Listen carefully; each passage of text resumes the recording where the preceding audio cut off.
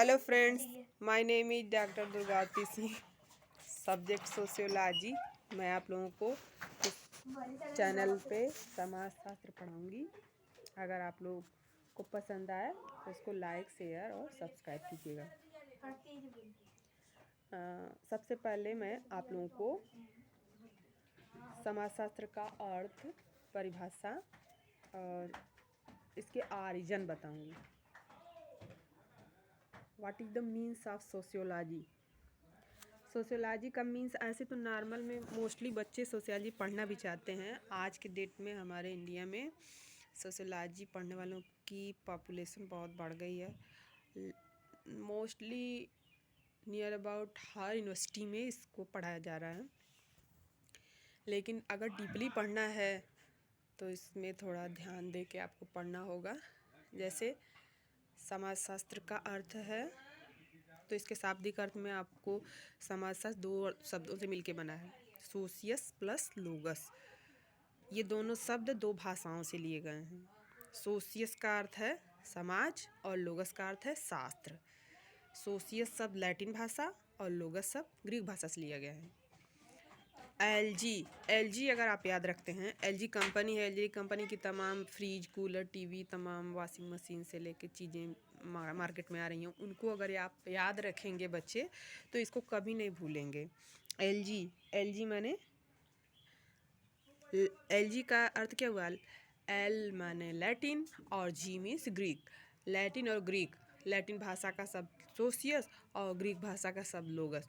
दो शब्द दो भाषाओं से मिलकर बने हैं। और सोशियस का अर्थ समाज और लोगस का अर्थ शास्त्र, अर्थात समाज शास्त्र दो शब्दों से और दो भाषाओं से मिलकर बना है। इसके बारे में भी बहुत सारा मतभेद है समाज शास्त्र में। कुछ लोग समाज शास्त्र को दो भाषाओं की अवैध संतान कहते हैं। उसके राइटर कहीं मिल माने जाते हैं, कहीं वीरस्टीड माने जाते हैं। अगर दोनों लोग साथ में हैं तो आप मिल को मानेंगे पहले नंबर पे।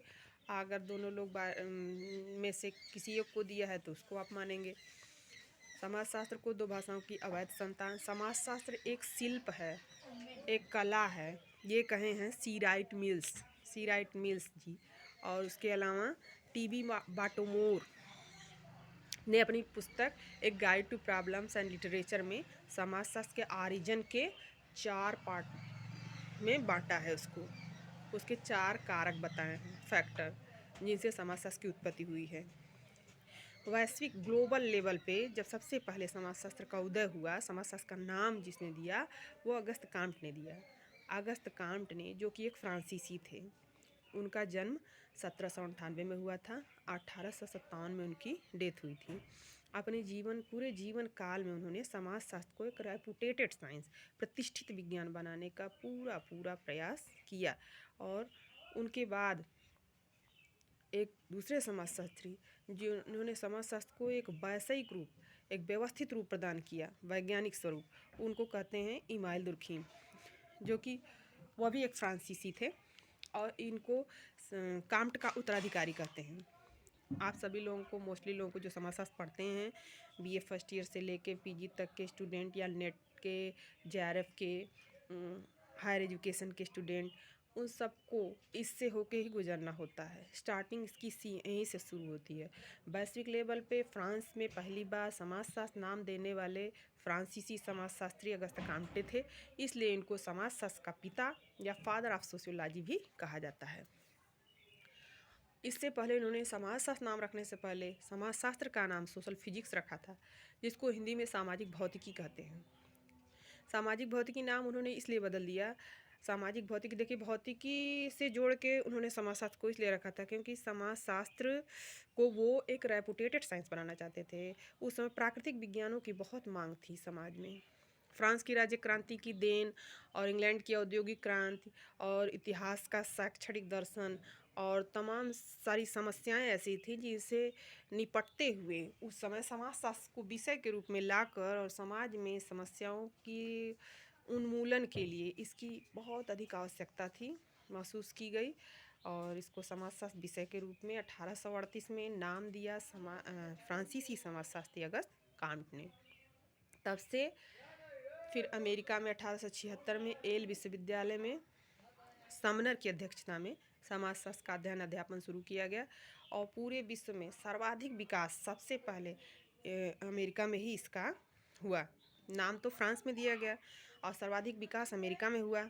और उसके अलावा कनाडा में, चीन में, फ्रांस में, हर जगह धीरे धीरे समाजशास्त्र पढ़ाया जाने लगा। और इंडिया में आते आते सबसे पहले 1914 में मुंबई विश्वविद्यालय में इसको अर्थशास्त्र विषय के साथ पढ़ाया जाने लगा।